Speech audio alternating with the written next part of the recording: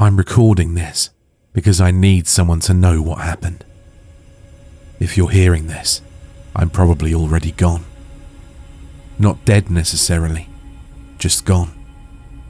There's a difference, and you'll understand why by the end. The door appeared on a Tuesday morning. I'd lived in my house for 6 years. 6 years of walking down that same hallway every single day, sometimes multiple times. I knew every floorboard that creaked, every paint chip on the baseboards, every imperfection in the drywall. That's what happens when you have your own place. You get so used to the everyday sounds and sights that it sticks out like a sore thumb when something changes. So when I shuffled out of my bedroom that morning, bleary-eyed and desperate for coffee, I stopped dead in my tracks. There was a door where there shouldn't be one. It stood between my bedroom and the bathroom, nestled into the wall like it had always been there. Dark wood, slightly warped, with an old brass doorknob that looked tarnished with age. The thing is, behind that wall was supposed to be the exterior of my house. I'd looked at the blueprints when I bought the place. There was literally nothing there except the outer wall and a narrow gap before my neighbour's fence. I stood there for a full minute, my coffee forgotten, just staring at this impossible door. My first thought was that I was still asleep. Maybe I'd had a stroke. Maybe there was a gas leak and I was hallucinating. I pinched my arm hard enough to leave a mark. The door remained. I pulled out my phone and scrolled back through photos I'd taken in the hallway just 3 days ago, when I'd been documenting some water damage for the insurance company. In the photo, there was just blank wall where the door now stood. My hands started shaking. I approached it slowly, the way you'd approach a wild animal. The floorboards creaked under my feet with their familiar complaints. Everything else was normal. Everything except the door. The brass knob was cold when I touched it. Real.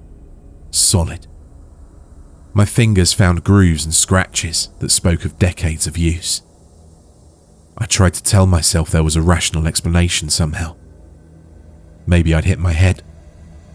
Maybe my neighbour had broken through the wall as some kind of bizarre prank. Maybe I was having a psychotic break. I had been working a lot lately. Maybe this was my brain's way of telling me that I needed a break. I turned the knob. It moved smoothly, well oiled despite its aged appearance. The door swung open silently. Behind it was a room. Not my neighbour's yard, not the outside of my house. A room. It was small, maybe 10 feet by 10 feet, with walls covered in faded floral wallpaper that was peeling at the seams. A single bare light bulb hung from the ceiling, already lit, casting harsh shadows into the corners. The floor was hardwood, darker than the rest of my house, scuffed and worn in paths that suggested decades of foot traffic. There was no furniture, no windows. Just walls, floor and a ceiling, and that naked bulb swinging almost imperceptibly, although I felt no breeze. I should have closed the door right then. Every instinct I had was screaming at me to slam it shut, to call someone, to leave the house entirely. Maybe even burn the place to the ground. But curiosity is a terrible thing. It's gotten more people killed than anger or greed ever has. I stepped inside. The air was different. Stale, but not musty. Cold, but not from temperature. It was the kind of cold that comes from absence, from a place that hasn't been touched by warmth in a very long time. The light from the hallway spilled in behind me, but it seemed to die before it could illuminate much of the room. The door swung shut on its own. I spun around, with the sound of my heartbeat loud in my ears, and grabbed the knob. It turned easily. The door opened back into my hallway, and I could see my bedroom door across from me, the bathroom at the end of the hall. Everything normal and mundane, and wonderfully, beautifully ordinary. I let out a breath I didn't know I was holding. But I didn't leave. God help me, I didn't leave. Instead, I let the door close again and looked around more carefully. The wallpaper pattern was roses, I realised. Hundreds of tiny roses, so faded they were almost grey. In some places, the paper had peeled back to reveal older layers underneath. Different patterns, different colours. How many times had this room been wallpapered? That's when I noticed the photographs. They were small, just a few inches across, and they were tucked into the gaps where the wallpaper had peeled away. I crossed the room and carefully pulled one free. It was old, the kind of photograph that has that sepia tone and stiff backing from the early 1900s. It showed a family. A stern-looking father, a mother with her hand on a young girl's shoulder, and 3 boys arranged by height. They stood in front of a house. My house. I could see the distinctive peaked roof, the window placement, even the old oak tree in the yard that had been cut down years before I moved in. But the photo was easily 100 years old, maybe more. My hands were shaking again as I pulled out more photographs. Different families, different time periods. A couple from what looked like the 1950s posed in front of the same house. A single woman with a bob cut and a flapper dress, 1920s maybe, standing on my front porch. A modern photo, colour but faded, showing a family of 4. I recognised them. The Hendersons. They'd owned the house before me. I'd never met them. According to my realtor, they'd moved out quite suddenly, leaving a lot of their things behind. I'd always found that strange, but the price was right and the house was solid, so I hadn't asked too many questions. In the photograph, they looked happy. 2 kids, maybe 8 and 10, grinning at the camera. The father had his arm around the mother's waist. They were standing in my kitchen, by the window over the sink. But there was something wrong with the photo. It took me a moment to realise what it was. Behind them, visible through the kitchen doorway, I could see the hallway. And in the hallway, in the deep shadows, there was a figure. Tall and thin, barely visible, but definitely there. Definitely watching. I dropped the photograph. The light bulb above me flickered, and in the moment of darkness, I heard something. A sound like footsteps, but muffled, coming from above me. From the ceiling. From the attic that my house didn't have. The light came back on. I wasn't alone in the room anymore. In the corner, where shadow seemed to pull deeper than it should, something was standing. Not moving, not breathing, just standing. I couldn't make out any details. My eyes kept sliding off of it, refusing to focus. But I could feel its attention on me, heavy and cold and ancient. I didn't run. I couldn't. My legs had forgotten how to work. All I could do was stand there, clutching the photograph of the Henderson family, while that thing in the corner existed at me. When it spoke, its voice came from everywhere and nowhere all at once. It didn't use words exactly, but somehow I understood. This room has always been here. This room will always be house has one. Most people never find it. My mouth was dry. I managed to croak out a single word. Why? The shadow seemed to shift, though it never actually moved. Every house needs a heart. Every heart needs a keeper. The Hendersons found the room. They refused to keep it. So they left. All of them. All at once. I thought about the furniture they'd abandoned, the personal items, the family photos on the mantle that I'd packed away in the attic. The real attic. Where did they go? Nowhere. Everywhere. Does it matter? The shadow rippled. You found the room. Now you choose. Keep it. Tend it. Feed it. Or go. Feed it what? The shadow didn't answer. It didn't need to.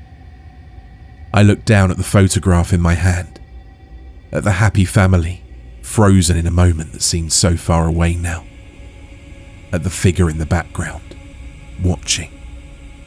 What happens if I don't choose? The room chooses for you. The light bulb flickered again. This time, when it came back on, the shadow was closer. Not much, maybe a foot, but closer. And I realized with dawning horror that I could see more detail now. It had the suggestion of a face. Too many eyes. Too many odd angles. Without thinking, I sprinted for the door.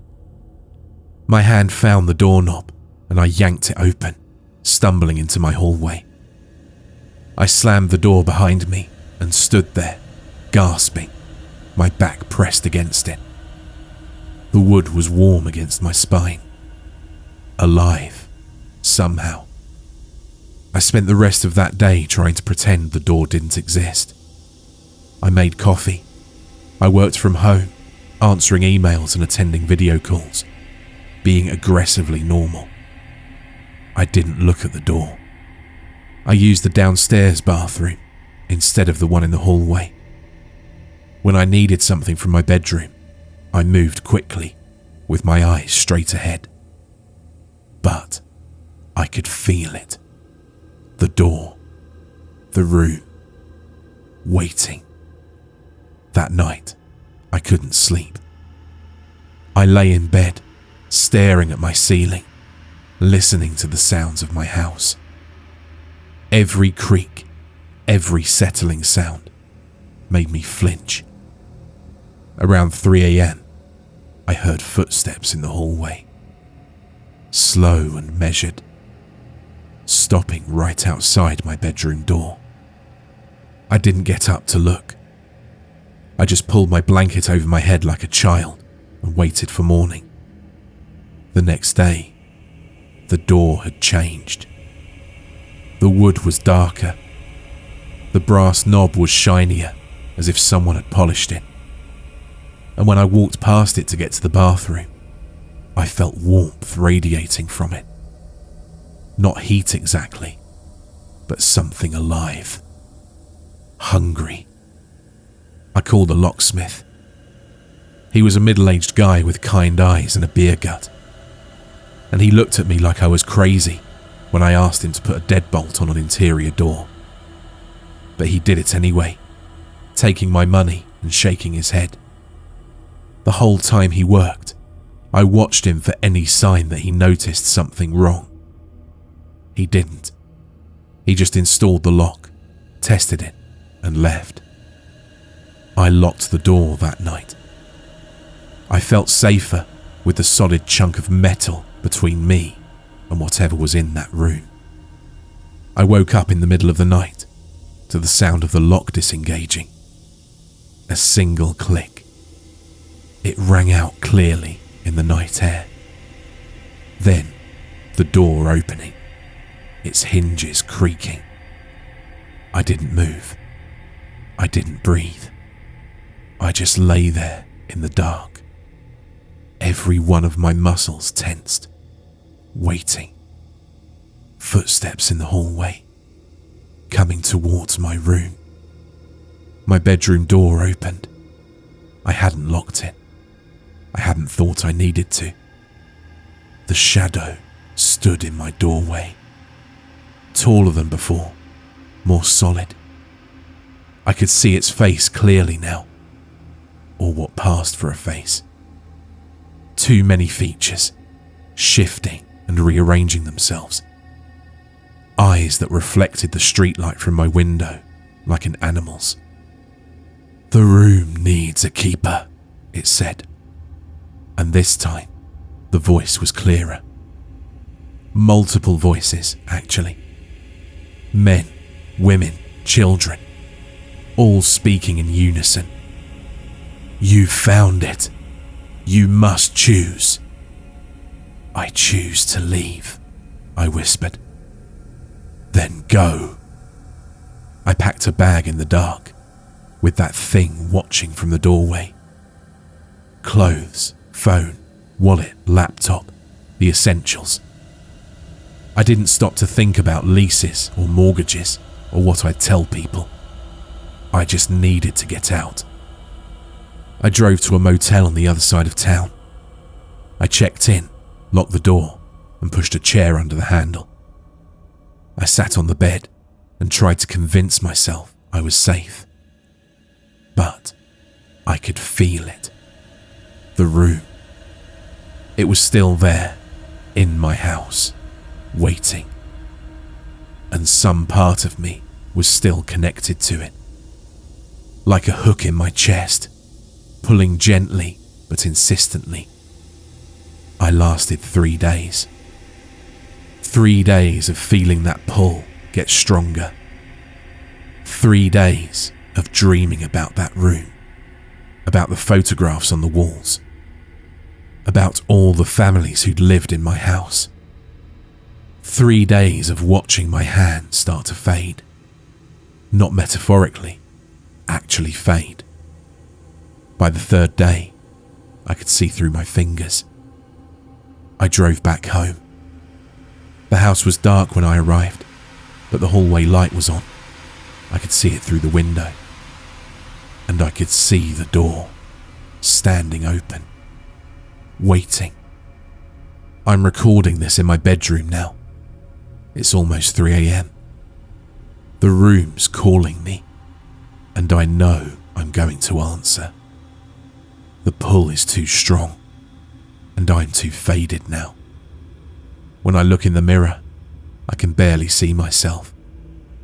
I understand now. The room doesn't just need a keeper. It needs to be kept. It needs someone to witness it, to acknowledge its existence.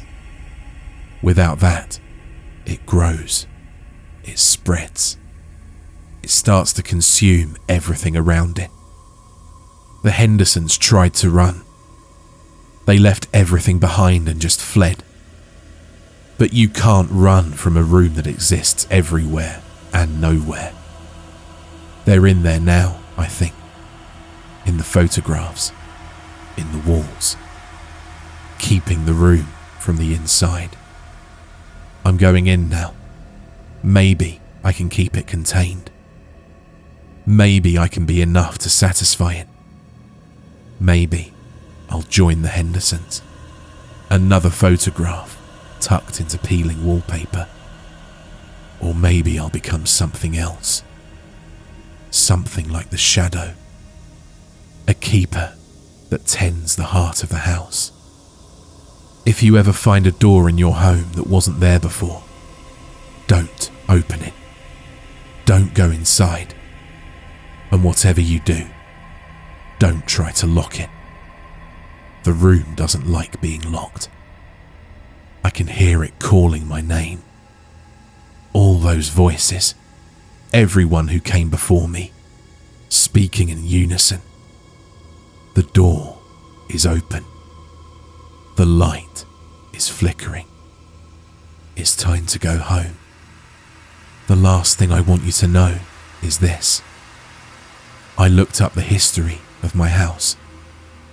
It's been here since 1874. 17 families have owned it before me. None of them lived here longer than 6 years. And every single one of them disappeared.